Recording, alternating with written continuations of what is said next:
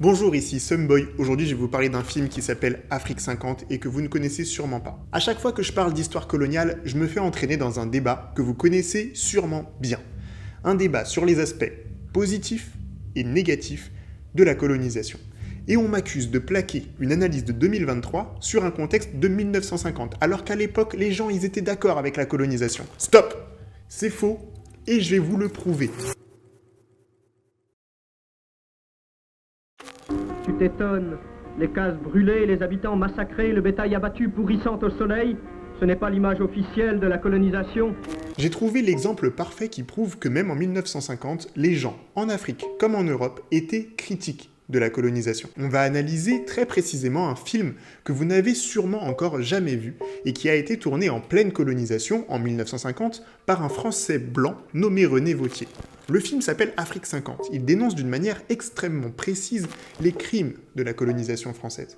Et si vous n'en avez jamais entendu parler, c'est tout simplement parce que le gouvernement français l'a censuré pendant plus de 40 ans. Avant de plonger dans cette histoire passionnante, pensez à vous abonner et à activer la cloche bleue. Ça fait toujours plaisir. Remettons-nous dans le contexte. Nous sommes en 1949, le monde se réveille après la violence de la Seconde Guerre mondiale qui a ravagé les pays européens et leurs colonies. Les milliers de tirailleurs africains qui ont participé à la libération de la France rentrent dans leur pays avec beaucoup d'interrogations.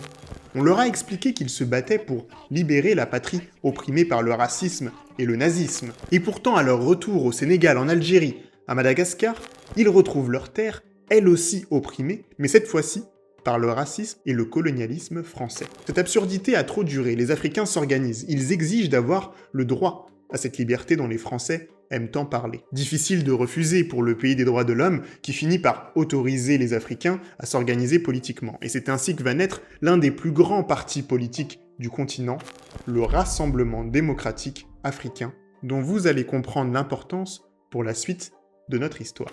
Mais faisons un détour par la France, plus précisément la Bretagne, à la rencontre de René Vauthier, le réalisateur du film Afrique 50. Ce jeune breton est déjà très politisé. À l'âge de 16 ans, il a rejoint la résistance et porté les armes pour chasser les nazis hors de France. Mais la guerre est finie, et Vauthier a décidé de s'engager dans un autre type de combat. Dans une interview qu'il a donnée plusieurs années après, il nous explique « J'ai dit, moi je veux plus utiliser d'armes, je veux faire éventuellement des photos, du cinéma, combattre des choses qui me plaisent pas, en les montrant. » La guerre des images. Vauthier a vu, de ses propres yeux, comment les nazis ont utilisé la propagande pour installer leur domination sur la France. Il sait qu'un combat pour la liberté passe toujours par une bonne utilisation des images.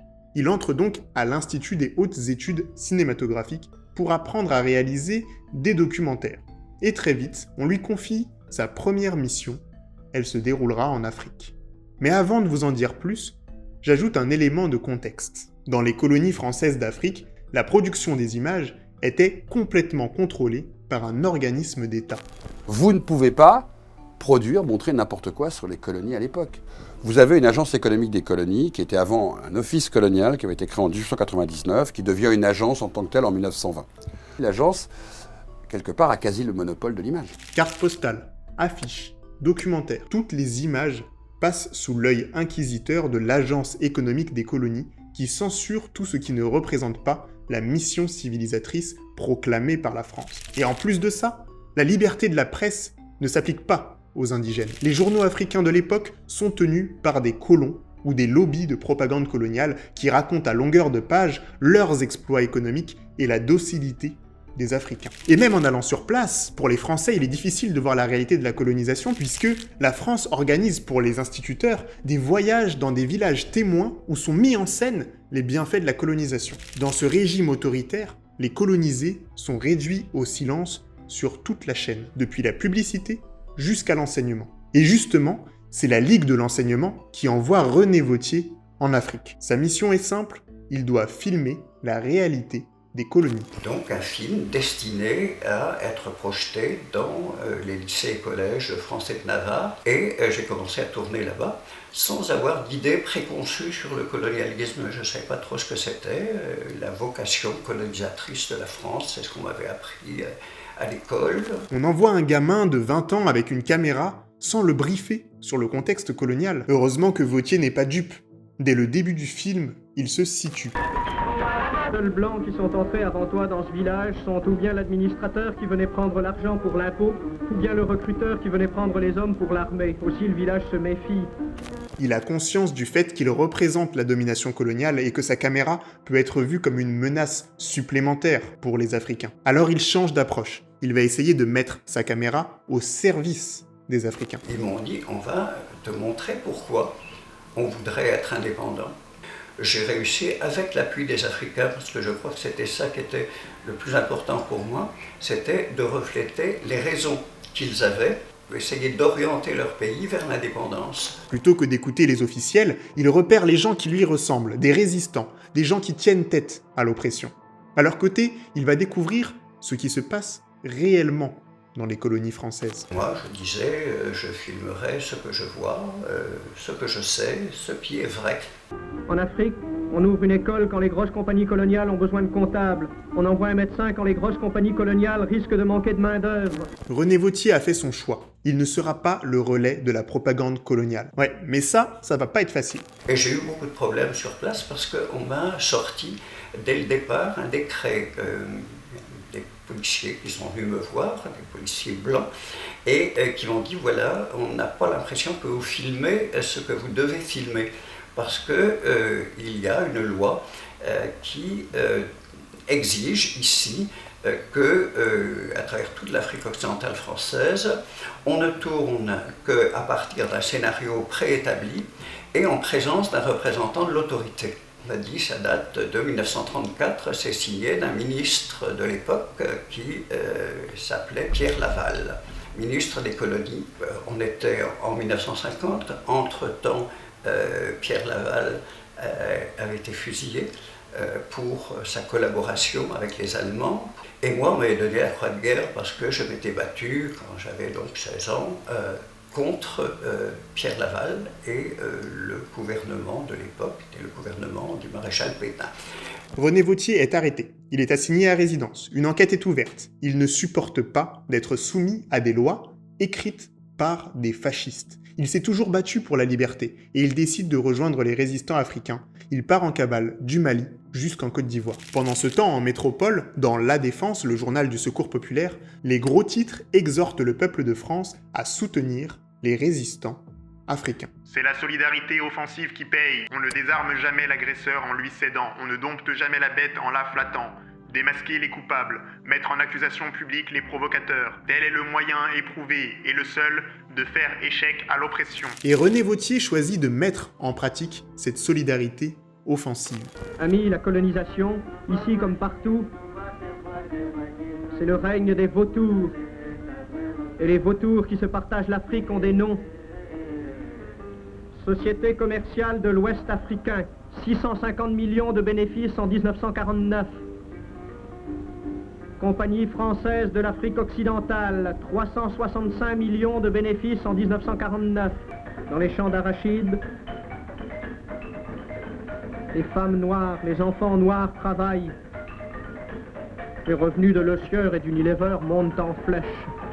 Vous avez bien entendu, Le Sieur. La grande marque d'huile française s'est enrichie grâce au travail forcé dans les plantations d'arachides en Afrique. Pourtant, aujourd'hui, sur leur site internet, ils ne font aucune mention à cette partie de leur histoire. Et partout dans le monde, on achète Le Sieur sans se poser de questions. Mais Vauthier ne s'arrête pas là. Il démonte le mensonge des bienfaits de la colonisation. En échange, ces missionnaires du commerce ont introduit le progrès en Afrique. Le progrès. Voici le célèbre barrage de Marcala Sansanding sur le Niger. Une turbine fournit de l'électricité aux maisons des Blancs. Mais il n'y a pas d'électricité pour ouvrir les vannes devant les péniches des grandes compagnies coloniales, car la sueur des Noirs à 50 francs par jour revient moins cher que l'installation et l'entretien d'une turbine. Vous imaginez ? Un barrage qui produit de l'électricité, mais qui fonctionne à la force des bras ? Une machine ferait le travail de 20 Noirs, bien sûr, mais 20 Noirs à 50 francs par jour reviennent moins cher qu'une machine. Alors usons le noir. Depuis 1946, le travail forcé est aboli en Afrique noire, mais il faut payer l'impôt en argent liquide. Pour avoir l'argent, un seul moyen, travailler pour la compagnie coloniale à 50 francs par jour. Le système colonial est sans pitié. Et les rares Africains qui osent refuser ce travail sont violemment exécutés. Ici se trouvait le village de Palaka, dans le nord de la Côte d'Ivoire. Le chef du village n'a pu payer un reliquat d'impôt, 3700 francs. Le 27 février 1949, à 5 heures du matin, les troupes sont venues. Elles ont cerné le village, elles ont tiré, elles ont brûlé, elles ont tué. Ici, le chef de village, Sikali Ouattara, a été enfumé et abattu d'une balle dans la nuque, d'une balle française. Ici, une enfant de 7 mois a été tuée, une balle française lui a fait sauter le crâne. Ici, du sang sur le mur, une femme enceinte est venue mourir, 2 balles françaises dans le ventre. Sous cette terre d'Afrique, 4 cadavres, 3 hommes, une femme, assassinés en notre nom à nous, gens de France. Malgré la violence coloniale, les Africains résistent, et la France s'enfonce, chaque jour, un peu plus, dans la barbarie. Agboville, Dimbokro, Séguéla, Daloa, Boisflé, Kétékré, des ruines, des rafles, des fusillades et des noms de villes et villages sonnant aux Africains comme des oradours. Et tant d'autres noms de martyrs sonnant aux Africains comme des Destiennes d'Orbe, comme des Guy Moquet. Pour René Vauthier, la contradiction est insupportable. Alors que la France commémore les victimes du nazisme à Oradour-sur-Glane, elle extermine des villages africains entiers sans laisser de traces ni verser de larmes. Mais pourtant, la lutte continue. Le RDA se mobilise. Il fait peur aux compagnies coloniales qui demandent à l'administration d'intervenir. À partir de 1949, tous les prétextes sont bons pour arrêter les leaders du RDA. La population réagit, les femmes de Côte d'Ivoire décident de boycotter les produits coloniaux. Un immense mouvement de résistance citoyenne se met en place. Un mouvement dont les Français n'ont jamais entendu parler, puisqu'on leur a toujours parlé de Martin Luther King, de Gandhi, mais quand il s'agit de critiquer les colonies françaises... Suite aux manifestations, plus de 400 Africains sont arrêtés. Parmi eux, des femmes, des vieillards et même des enfants. L'administration coloniale condamne à tour de bras. Et puisqu'ils n'ont pas le droit d'avoir leur propre journal, les Africains doivent compter sur les relais de leurs camarades de La Défense qui publient « Nous ferons éclater la vérité. D'octobre à février prochain, 400 Africains vont passer devant les assises à Abidjan. Leurs procès seront les plus grands qui se soient jamais déroulés en Afrique noire. Tous les Français doivent connaître les raisons de cette gigantesque mobilisation judiciaire. » La description de la situation est terrifiante. Elle nous rappelle les méthodes de répression policière qui sont encore appliquées aujourd'hui en France dans les quartiers populaires où s'entassent les populations issues de l'immigration post-coloniale. Lors d'une manifestation pacifique, le commandant colonial ordonne aux troupes de charger les manifestants. Une fusillade éclate. On ramasse 14 tués, tous du côté africain. Plus de 50 blessés. Aucun Européen ne fut blessé. Aussitôt, on procède à de nouvelles arrestations et parmi les inculpés se trouvent tous les blessés par balle qui ne purent regagner leur domicile. Heureusement, sur place, un avocat du Secours populaire mène une enquête pour comprendre ce massacre. Il découvre qu'en réalité, ce ne sont même pas les troupes coloniales qui ont tiré sur les manifestants. Ceux qui ont tiré, ce sont les colons européens, chez qui, depuis des semaines, on entretenait une atmosphère de panique. Et parmi ces Européens, on trouve le juge de la paix, Monsieur Darras, dont la déposition devant la commission atteste la nervosité et la mauvaise conscience. Mais la justice coloniale est profondément injuste. Monsieur le juge de paix Darras a naturellement bénéficié d'un non-lieu. Les images de violence sont là. Les témoignages de l'injustice aussi. Mais Vauthier a encore mieux. Il a un film. Sauf qu'à l'époque, pas de WhatsApp ni de Facebook Live pour partager ce film à la terre entière. Vauthier a tout enregistré sur 50 bobines qu'il doit faire développer dans un laboratoire en France. Comment passer la douane alors qu'il est recherché par l'administration coloniale et que ces images sont interdites? Pour comprendre la suite, il faut se rappeler que toute cette affaire n'est pas due au simple génie de Vauthier. Il a à peine 21 ans et malgré son expérience de résistant, il connaît mal l'Afrique et ses enjeux politiques. Dans toute cette affaire, Vauthier suit des résistants africains qui lui expliquent leur lutte, qui lui racontent leur vision des choses, qui lui enseignent les bases de l'anticolonialisme. Si c'est lui qui filme, c'est parce que les Africains n'ont pas le droit de faire des images. De toute façon, ils n'ont pas été formés au maniement de la caméra. Ils ont donc besoin d'alliés blancs, capables de ne pas trahir leurs paroles. Et s'ils n'apparaissent pas à l'image, c'est sans doute par peur des représailles. Mais n'oubliez pas que ce sont bien eux qui donnent le ton. Et ils ont tout intérêt à ce que Vauthier puisse rentrer en France pour développer ce film. Sinon, tout ça aura été fait pour rien. Ils vont donc imaginer un scénario digne d'un film d'espionnage. René Vauthier va monter dans l'avion, les mains vides. Et je n'avais pas les bobines sur moi, toutes les bobines étaient rentrées par 34 voies différentes. C'est des étudiants africains qui avaient pris les bobines évidemment non développées et qui s'étaient engagés à les déposer à la Ligue de l'enseignement en France pour qu'elle soit là à ma disposition pour le développement et le montage du film.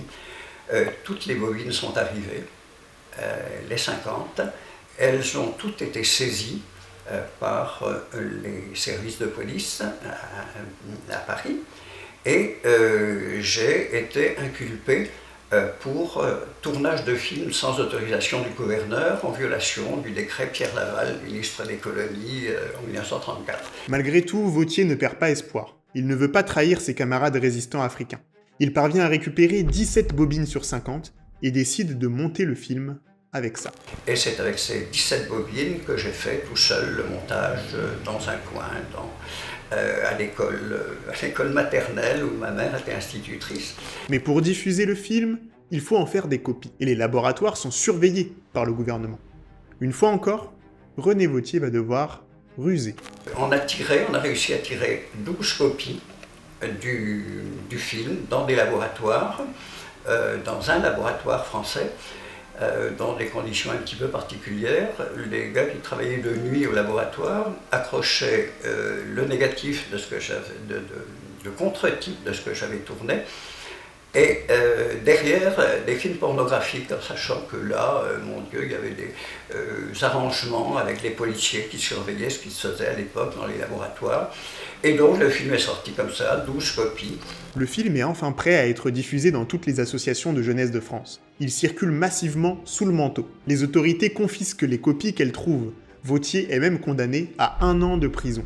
Immédiatement, le film est interdit en France. Et il faut attendre 1996, donc 45 ans plus tard, pour que l'État français reconnaisse le film et invite René Vauthier dans une cérémonie à Beaubourg pour lui remettre une récompense et le féliciter de ce travail courageux et nécessaire. On propose même à Vauthier de lui autoriser un visa d'exploitation du film. Mais le film n'a jamais eu de visa en France, j'ai refusé. Quand on me l'a rendu, on m'a dit maintenant vous pourriez avoir le visa, j'ai dit non, il a été diffusé partout. On a calculé, par l'intermédiaire de ces gens qui me remettaient la copie du film, qu'il avait été vu à peu près en France sans aucune autorisation, par environ 1 million de spectateurs. Et ça continue maintenant. Et pourtant, impossible aujourd'hui de trouver une copie de bonne qualité de ce film. Il est absent des programmes scolaires africains comme français, et on ne le trouve même pas sur YouTube. Comment est-ce possible qu'un film qui a si bien circulé quand il était censuré n'arrive pas à être visible à l'heure d'Internet? Qui possède les droits du film Afrique 50? Y a-t-il une volonté d'empêcher sa diffusion? Pour terminer cette vidéo, j'ai retrouvé la trace d'un DVD édité par l'association Les Mutins de Pangée. Je vais les appeler pour en savoir plus. Allô? Allô, bonjour. Oui. Je suis bien au téléphone des Mutins de Pangée. Oui, c'est ça. Est-ce que les films sont libres de droit ou est-ce que c'est vous qui avez les droits? En fait, c'est la fille de René Vauthier qui a les droits. D'accord. Avec qui on travaille. Donc, il faut voir, vous nous envoyez un petit mail, on peut vous mettre donner le contact de la fille de René. Ah, ça c'est génial. Ok, ouais, ça marche. Ouais. Bah, merci Voilà. beaucoup. Il n'y a pas de problème, bonne journée. Bonne journée à vous. J'ai contacté la fille de René Vauthier par email. Elle m'a donné l'autorisation d'utiliser les images pour qu'elles circulent auprès d'un public africain. C'était la mission de ce film et la volonté de son père. Le film est également disponible en DVD sur le site des Mutins de Pangée, alors n'hésitez pas à leur écrire. Pour conclure, Afrique 50 a été tourné en 1950 et pourtant ces problématiques restent d'actualité, puisqu'aujourd'hui encore, en 2023, toutes les grandes puissances qui convoitent les richesses du continent africain produisent des discours médiatiques pour justifier leur présence. Alors que nous sommes au cœur de cette guerre médiatique, nous avons la responsabilité de raconter ce qui se passe réellement sur le terrain, mais aussi de raconter l'histoire des résistances africaines, qu'on ne pense pas que rien ne s'est passé. Pour celles et ceux qui vivent dans la diaspora, je crois qu'il est aussi important de ne pas nous contenter du discours médiatique français. Puisque nous avons accès aux archives et à l'histoire qui a été pillée sur le continent, nous pouvons utiliser ces outils pour renverser les narratifs. Donc, lors de vos prochains débats, si quelqu'un vous dit que tout le monde validait la colonisation, ou encore que la colonisation a apporté du positif à l'Afrique, vous lui répondez quoi? Dites-nous ça dans les commentaires. Merci d'avoir regardé cette vidéo, et à bientôt.